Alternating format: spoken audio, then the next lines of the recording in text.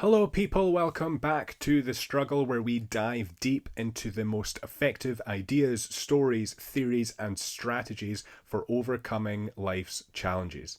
To struggle is to make forceful efforts to break free from restriction. Together, we'll figure out how you're restricted and explore how you can struggle to break free, find meaning, and grow through whatever adversity you're facing. This is episode 50.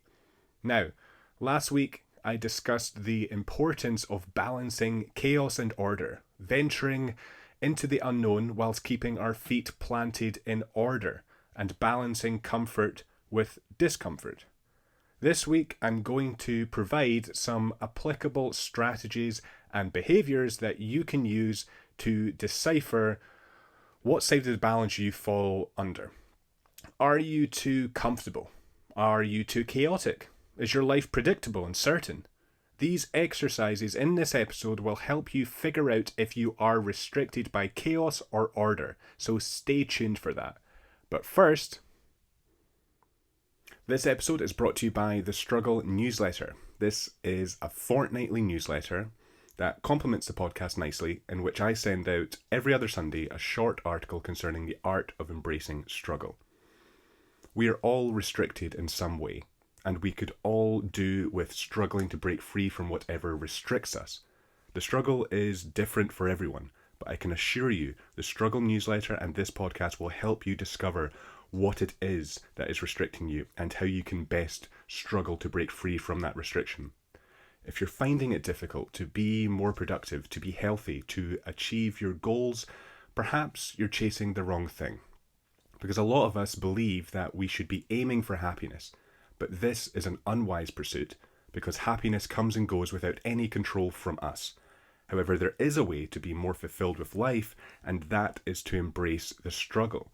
Maybe it's exercising for you, maybe it's being healthy, maybe it's having uncomfortable conversations, maybe it's taking a career risk, maybe it's discovering who you are, paying attention to your feelings, or to be autonomous. And that's why I created a newsletter, to help you discover where you could be struggling more and where you could become more fulfilled. Along with the article, I also provide tips, strategies, and recommendations such as podcasts, movies, music, and recipes to help along the way. So to sign up completely for free, go to gregorthomson.com, the link will be in the show notes, confirm your subscription, and then check your spam folder for your welcome newsletter, and then add me to your contacts to continue to receive it in your inbox for free. And that's it. You're on your way to productively struggling more and being more healthy, motivated, and fulfilled. Now, let's get on with the struggle.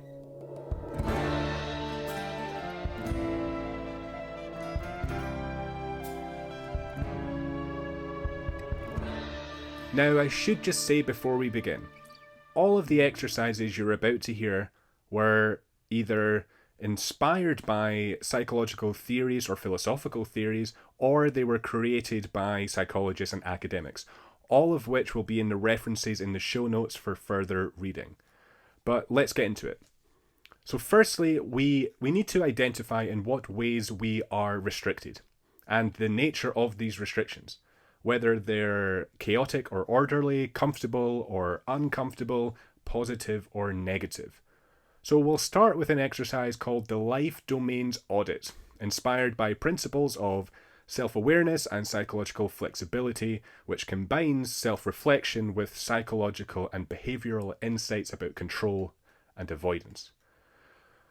So get a notebook and a pen and divide the page into 3 columns. Then title each column with 3 areas of your life that you want to focus on. It could be health, it could be work, relationships, your mind, or finances, or anything else, any other area that you want to focus on. Then in each column, identify whether this area of your life feels chaotic or orderly. Does this area of your life feel comfortable or uncomfortable? Is it predictable or uncertain? Then describe how this area of your life makes you feel. Do you feel positive or negative? Are you anxious about this area, or are you content with this area? Is this area working well for you, or could it be better? So that's the basic idea of this exercise, but here's some further key questions to reflect on within each area of your life. Do you feel stuck and powerless within this area, or do you have control over it? Is this area rigid, or do you allow change or spontaneity? Is this area too unpredictable or uncertain? Does it cause anxiety or rumination over what will happen next? And lastly, why is this area the way that it is? Now, don't be afraid to dig deep with that last one. Think about your past, your upbringing, your friendship group, your family, your living situation, your environment. What could have contributed to this area of your life being this way? So, for example, I could write down health is the area that I'm focusing on. Then I would describe it as orderly, fairly comfortable, and predictable. Then I could say I feel pretty positive about this area. I feel physically well and healthy the majority of the time. I find it fairly easy to work out and to eat healthily. However, I would like to build more muscle. I feel like I have control over this area because I can change my workouts to align with my goals. It feels fairly rigid because I do stick to a workout routine and I have rules for eating that I follow, but I also allow spontaneity when appropriate because I go on holidays or when I'm going out to dinner, I'm not going to track what I'm eating. This behavior does cause some anxiety because I feel like I have to work out to be productive or to be healthy, but it isn't so anxiety ridden that I'm obsessed over it. And this area is probably the way that it is because growing up, I ate healthily most of the time, I was an active child, and I performed well in most aspects of life where accomplishment or achievement were visible or external, so that I felt loved. I was good in school, I behaved well, and I was a productive child from a very young age.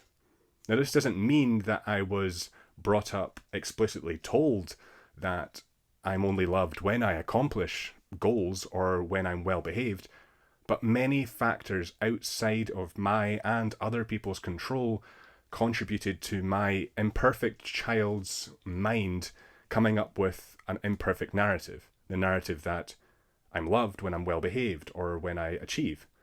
I was the second child. I had a fairly stress-free birth. I was naturally quite a quiet child and a well-behaved baby. So there's many factors that contributed to this area of my life being this way. So there's an example of how deep to go here. The more you know and are aware of why you are the way that you are, the more power you'll have to change. So there you have the first exercise. The second exercise is called the Comfort-Discomfort exercise, which draws on the Yerkes-Dodson law, which states that performance and growth happen at moderate levels of challenge. So a challenge that's not too easy and not too overwhelming. And this is where we will begin to rebalance our lives so that we can venture outwards towards the unknown whilst keeping our houses in order, either metaphorically or literally, depending on your goals.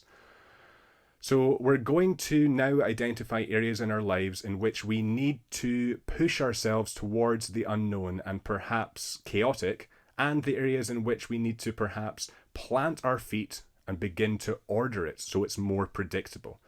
So take a new page and divide it into concentric circles, like a target. The outside section is the panic zone. And this is going to be where you list the behaviors, actions, and situations that make you feel overwhelmed or anxious. For me, that could be public speaking. The smaller section next to that will be the comfort zone. This will be activities, behaviors, and situations in which you feel completely safe and secure. For me, that would be watching TV with my partner. And then in the center of the target, i.e. where we're going to focus here, is the stretch zone. And that's activities, behaviors, or situations that feel slightly uncomfortable but manageable. So for me, that could be this podcast. It's somewhat difficult to record this every week, and it can be challenging and uncomfortable watching how slow the growth is or reading negative comments, but it's most certainly manageable because, I'm now recording episode 50, so I can clearly keep doing it. So that's the first step of this Comfort-Discomfort Inventory. The second step is building a new stretch zone. So choose an area of your life that feels either too ordered or too chaotic. The important thing here is to not choose something that doesn't need to be changed. For instance, I find watching TV with my partner safe and secure, but it's not too comfortable. It's not something I should be changing. But I can at times feel insecure if I'm watching TV by myself. I might start telling myself an uncompassionate story about how unproductive it is. So that might be an area that needs to be addressed. So we've identified an area. Now we need to create an actionable first step to moving into that stretch zone. So watching TV by myself could be my stretch zone because it's uncomfortable, but it's manageable. So our first step could be to write something compassionate about myself before I take a break or before I sit down to watch TV by myself. Don't go overboard and make that first step too difficult. Otherwise, you're not going to do it. Make it an uncomfortable but easy first step to take. If you've identified the area of your life as overly ordered, try having an unstructured, spontaneous day without a rigid plan in place, or even just start with an hour. It's important to identify where you are now and what's manageable. And if the area you identified is overly chaotic, try scheduling one activity or behavior that would somewhat order this area and schedule it in daily or weekly to create the structure needed to reorder this area. So let's just say you've identified health as the area that's too chaotic. Let's say you constantly start and stop working out or dieting depending on your weight. This area would be chaotic because it's inconsistent and unpredictable. So an actionable step to reorder this could be to take a 10-minute walk a few times a week after dinner. It could be going to the gym for an hour a week.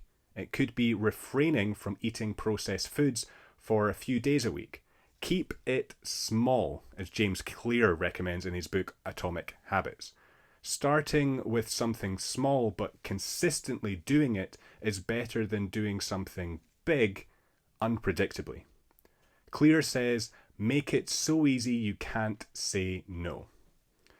And finally, the last exercise for rebalancing your life is the cognitive balance check, which is inspired by CBT, or cognitive behavioral therapy, which challenges thought patterns that contribute to imbalance. So take a new page and write down a situation or an area of your life where you feel too restricted or out of balance. An area where you feel you have little control over, as if something's driving you towards a behavior. It could be, I can't relax without having a drink, or without scrolling through social media, or without watching pornography. It could be, I can't get off the couch and be productive. Then identify the thought that drives that restriction. What narrative or identity have you got in your head that's causing this behavior? So let's take the person who finds it difficult to get off the couch and be productive. Something someone actually said to me. This person said they can't get off the couch to do the dishes or to do anything productive because they're lazy. So there's the thought driving the restriction of not being able to get off the couch. So the next step is to challenge the thought, like I did to this person. So for this person, there's two responses. One is challenging an identity. This person has forged this identity about themselves as being lazy. The problem with identities is it's very difficult to change a narrative about yourself if it's your identity. This person thinks they are lazy, and so there's no changing that. Instead, it's better to refrain from identifying ourselves as something because it leaves no room for change. Instead, we could say, I feel tired or I feel unmotivated. This way, we change the thought from an unchanging identity to a changeable feeling. The next strategy I had for this person comes from author and coach Tony Robbins, and it goes like this. Most of us tell ourselves a story about ourselves before we take action, which is exactly what this person was doing. They were lying on the couch and told themselves that they are lazy, which is a very disempowering story to tell yourself. This then caused a state of feeling unmotivated and tired, which then leads to a subpar strategy of remaining lying on the couch. So this person started with a story, then a state, and then a strategy. The stories or narratives we tell ourselves will dictate the actions we take. If you tell yourself something limiting and unchangeable, like "I'm lazy," you're going to take lazy actions. Whereas if you tell yourself a powerful story like "I feel tired or unmotivated now, but I can change that," then the change is much more likely. Secondly, your emotional and physical states directly impacts the actions you take. So of course this person's going to be in a negative, powerless and unmotivated state when they call themselves this. So the answer is to change your state. However, even with a powerful story and a motivated state, we also need an effective strategy, which requires appropriate steps towards what you want to achieve. So the answer isn't to go from strategy to story to state, it's to go from state to story to strategy. So we're challenging the disempowering thought of "I'm lazy" by altering our state first. So before you come up with a story about yourself, put yourself in a positive state. Do something that makes you feel good or proud or accomplished. Then you tell yourself a story about yourself, which will be much more empowering and positive, which will then lead to better actions and behaviors. So we've identified a situation in which we feel restricted or out of balance. We've identified the thought that's causing this situation, and we've challenged that thought. And the last step is introducing a behavior or action that creates more balance. So for this person, they're lying on the couch, scrolling through social media too much. They could come up with a behavior that would rebalance this, so they are more aligned with their goals. If they want to be more productive, but social media or the couch is pulling them back in, they could just set a timer for 10 minutes and tell themselves that they can scroll through social media all they want after they've been productive for 10 minutes. And then they can do something productive, like doing the dishes, going for a walk. And they'll probably find that once they've done that, they won't want to go back to scrolling through social media because they've changed their state to a more positive and productive state, meaning the story they tell themselves is more powerful, and compassionate, meaning the strategy they produce will be powerful and productive. So there you have it, 3 strategies for identifying where you're restricted in life and where you're out of balance, and strategies for rebalancing your life and breaking free from whatever restricts you. I promise, if you carry out these exercises frequently throughout the year, you'll be in a much freer and less restricted place than you are right now. If you have done these exercises, please let me know how they affected you in the comments or send me a message because I'd love your feedback. But for now, the answer lies in the struggle. So keep on struggling.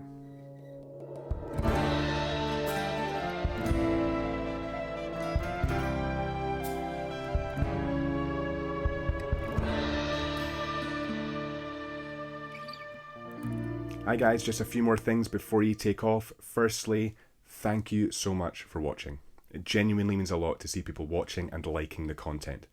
Second, if you're enjoying the content, please subscribe to the channel. That's the best way you can support the podcast. As you can probably tell, I don't have a team behind me helping with recording or editing the podcast, and I certainly don't have a lot of fancy equipment, so any help or support is greatly appreciated because it will help the podcast grow and get better. And finally, keep on struggling.